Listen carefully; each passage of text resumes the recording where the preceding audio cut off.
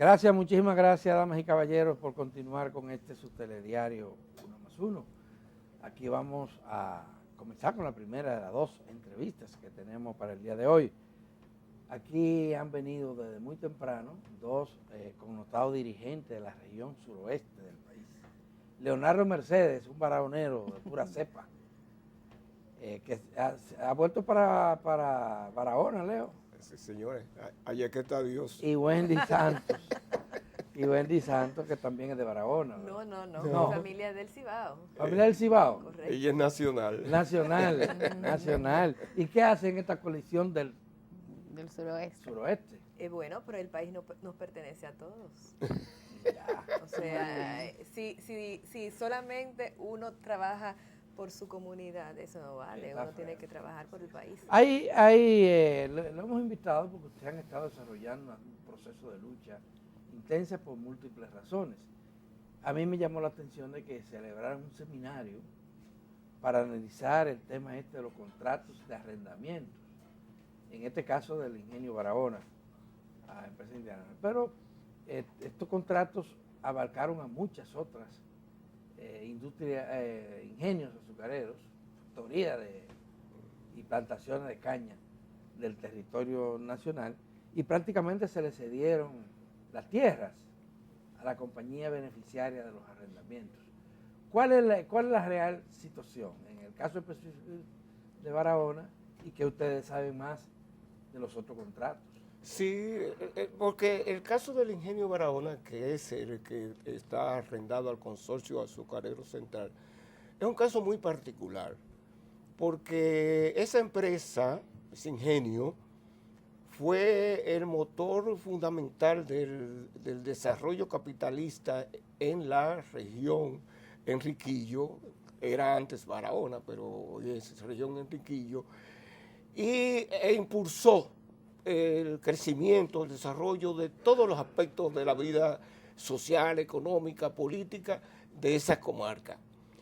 Pero al mismo tiempo se hizo sobre un costo muy elevado, porque las tierras fueron, al igual que en el este, que como se hizo en el este, fueron quitadas a los campesinos, se destruyó una gran riqueza arbórea que había en la zona, es decir, que la vida fue transformada a un muy elevado costo. Lo que quiere decir que esa empresa, luego en su desarrollo, lleva dentro de sí lo que es el esfuerzo del trabajo, y no solamente ese, sino de la riqueza de la región, por lo que entendemos que es un patrimonio regional, y como patrimonio regional debe volver a ser un impulsor del desarrollo de la región en lo que no ha devenido ser con el arrendamiento que se ha hecho al Consorcio Azucarero Central dentro del marco de lo que fue aquella política de privatización que, impulsada por el Consenso de Washington, se apoderó de todo lo que fue una buena parte del patrimonio público nacional. Y nosotros entonces entendemos que estamos en condiciones y existe la necesidad de que esa empresa vuelva a ser ese impulsor de desarrollo, ese promotor de riquezas para la región y no para un grupo de familias nacionales y extranjeras que están hoy apoderadas de ese bien a consecuencia de aquella política errada de entregar los recursos públicos al sector privado, que hoy vuelven una ola y entonces se expresa en la renovación de contratos que ya son de muchos años. Hay un proceso de renegociación de ese contrato ahora, ¿verdad? No se sabe. No, el contrato fue firmado originalmente el 13 de diciembre del año 1999, es decir, con Leonel Fernández. Obviamente, el contexto de ese momento no es el mismo que el de ahora. Pero, ¿qué sucede? El contrato tiene una duración de 30 años. Estamos a 5 años de su renovación, o de su término, perdón. Y ya vimos lo que pasó con el contrato de concesión de Aerodom, que ellos de manera anticipada, un contrato que también vencía en el año 2029, ellos lo renovaron ahora. El contrato originalmente establecía que con una antelación de 5 años, si el consorcio quisiese renovarlo, tenía que notificar al Estado Dominicano y se tendría que hacer nuevas negociaciones, nuevas condiciones. Pero en enmiendas posteriores, en los gobiernos de Hipólito y después de Leonel Fernández, eso fue cambiado y se cambió el mecanismo de renovación por el de la tácita reconducción. Tácita reconducción quiere decir, para los que alquilan inmuebles, que si ninguna de las partes dice nada, el contrato se renueva en las mismas condiciones de manera automática. Este se renovaría de manera automática, salvo que el Estado Dominicano notifique con 1 año de antelación, es decir, en el 2028, su interés de no renovarlo. Y también tiene que haber una condición, y es que la parte arrendataria haya cumplido con todas las cláusulas del contrato y no ha cumplido con el contrato. Por ejemplo, el contrato del 99 establecía unas contraprestaciones al Estado Dominicano por concepto de arrendamiento, que es el arrendamiento normal, y también por concepto de renta variable. ¿Del beneficio? No, de los ingresos brutos, que todavía es mayor. De igual forma, establecía el pago de $7 por tarea por año. O sea, imagínense. Ellos ¿Qué es lo que están pagando ahora? No, ni siquiera lo pagan, ni siquiera lo pagan, ese es el problema. En años posteriores al contrato original, se fueron haciendo una serie de cambios para disminuir la renta al Estado Dominicano, incluyendo 95,000 tareas que desaparecieron de los contratos, por lo tanto, su importe al Estado iba a ser menor. Pero aún así... ¿Cuántas tareas tienen? ¿Cómo cuántas? Son más de 200,000 tareas. Sí, ellos tienen, según lo que te expresa en azúcar, 160,000 tareas. Tareas, correcto. Y además es el valle más productivo, podría decir. Correcto. De la región, porque claro. además tiene el privilegio de estar irrigado y de contar con sistema eléctrico y carretera. El 60% de esas tierras arrendadas no está en Barahona, está en Bauruco. Hay un 15% en Barahona nada más y otro en la provincia de Independencia. Sí. Pero ¿qué está pasando? Independientemente de que ellos no han pagado lo que han tenido que pagar, ellos le ha tomado la tarea de tomar tierra de los campesinos que están ubicados por la reforma agraria. Y no de la manera más gentil. Sí, eso te iba a preguntar, que cuáles mecanismos utilizan para hacer eso. Bueno, yo lo vi, esto lo vi yo, tirarle un gredar y desbaratar, destruir todas las plantaciones de plátano y de otros rubros, y yo tengo los videos y los he publicado. También de cerrarle las llaves para que los campesinos no tengan agua y no puedan irrigar sus tierras y por lo tanto llegar a acuerdos económicos muy, muy lesivos para el campesino, pagándole ¿cuánto, don Leo? Como $22 por año, por tarea. Por tarea. O sea, eso no da para nada, o sea, el campesino tiene que sembrar y no los dejan sembrar. ¿Y cuál es la alternativa? Ustedes están planteando que hay que rescindir ese contrato. Claro. Sí, así es. Y al plantearse esa discusión de ustedes, están cuestionando también todos los otros contratos, porque no fuese el único ingenio. Claro. Claro. Don Adalberto, aquí hay que hacer una auditoría de todos los contratos. De todos los contratos firmados desde el 96 para acá. Hay que hacer una auditoría. ¿Por qué? Porque los ingresos de un Estado, ¿de qué vienen? de los impuestos que nosotros pagamos, pero de los activos que tiene el Estado. Entonces no es justo que nosotros que nos fajamos, que ustedes se levantan a las 4 de la mañana, estemos pagando impuestos para que a esas transnacionales que tienen demasiado dinero le exoneren de todo. Bueno, me gustaría oír la opinión de ustedes con relación a esto. Usted dice que ha cambiado el contexto, y ciertamente. Claro. Cuando se implementó toda esta política, era porque se había vaticinado la quiebra de la industria azucarera. Las tierras que tenía el Consejo Estatal de Azúcar superaban los 3 millones de tareas en todo el territorio nacional, en una serie de ingenios por todos los lados. Se pasó de un monocultivo a otro monocultivo en muchas otras zonas. Es decir, en vez de caña, estamos sembrando cítricos, estamos sembrando palma africana, monocultivo en definitiva. Pero en el caso de Barahona se quedó con caña, que es un monocultivo también. Ese cuestionamiento de estos contratos ha tenido un eco en las esferas de poder y en los partidos políticos, porque yo no veo ningún partido grande hablando de eso. Pero es que ¿cómo va a hablar de eso si ellos forman parte si ellos son cómplices precisamente de ese contrato y de otros contratos? Y usted ve que el de Aerodom todos se quedaron callados. O sea, a todos les beneficia. Es que tú has visto que como las direcciones, hemos dicho, los partidos políticos poderosos actuales son expresiones de los grupos sociales económicos dominantes en el país. Y esos fueron los beneficiarios, junto con el capital internacional, de lo que fue la política de capitalización de las empresas del Estado, de manera particular de los ingenios. ¿Qué ocurrió? El Estado, que era el principal productor de azúcar, ¿verdad? Junto con los otros, pero el principal productor, al no estar el Estado, lo que eran, por ejemplo, asignaciones como la cuota azucarera de Estados Unidos, pasó a manos del sector privado.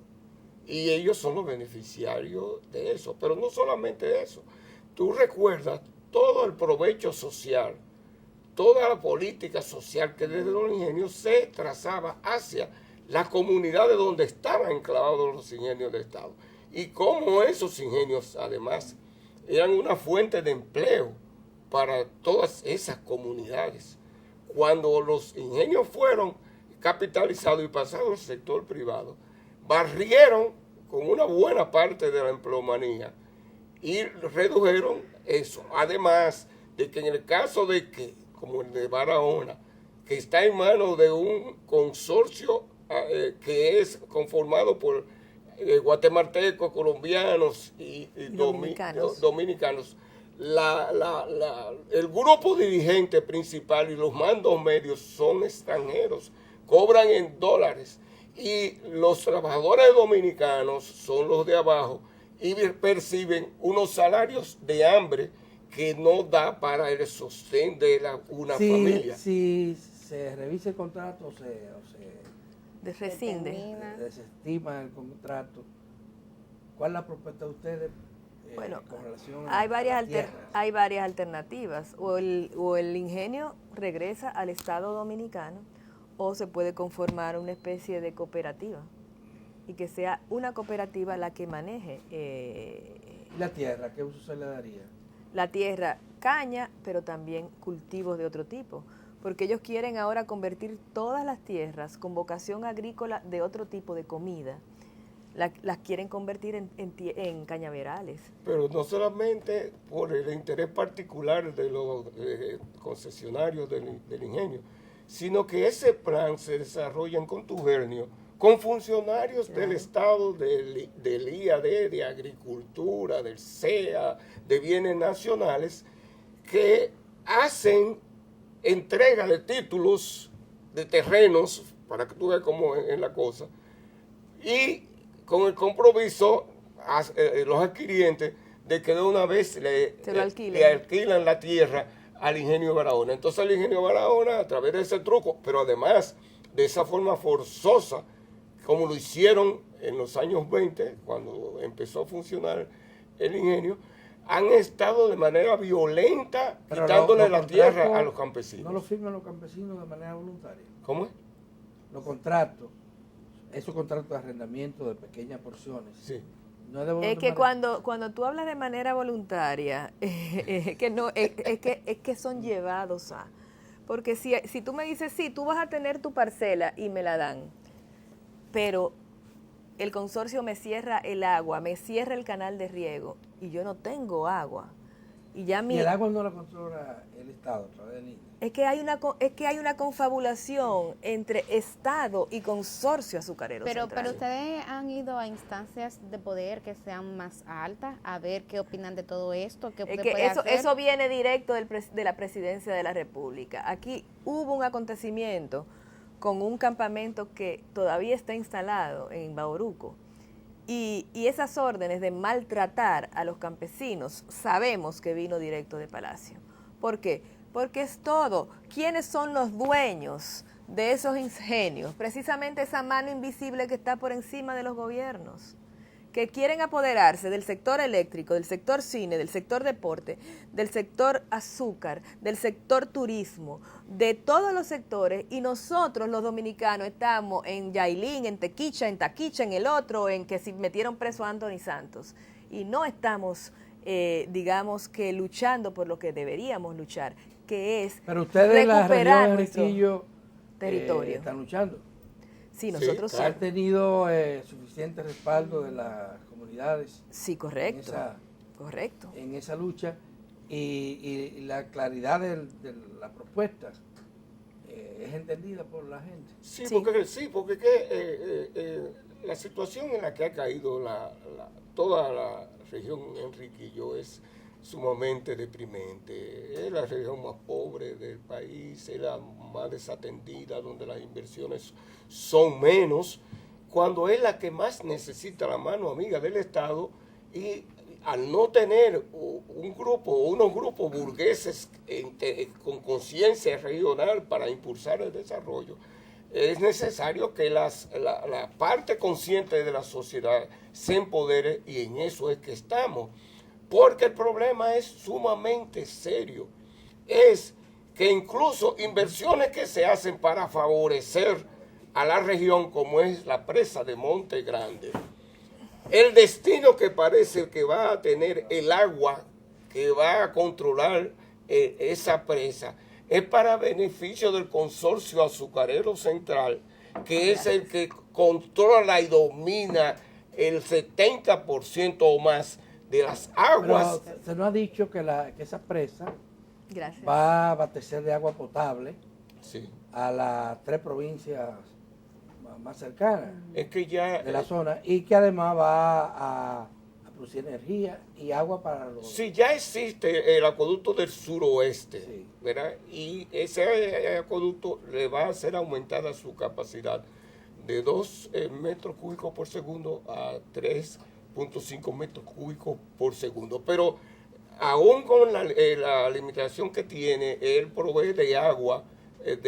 hasta incluso Jimaní, lo cual fue un absurdo terrible en aquel entonces.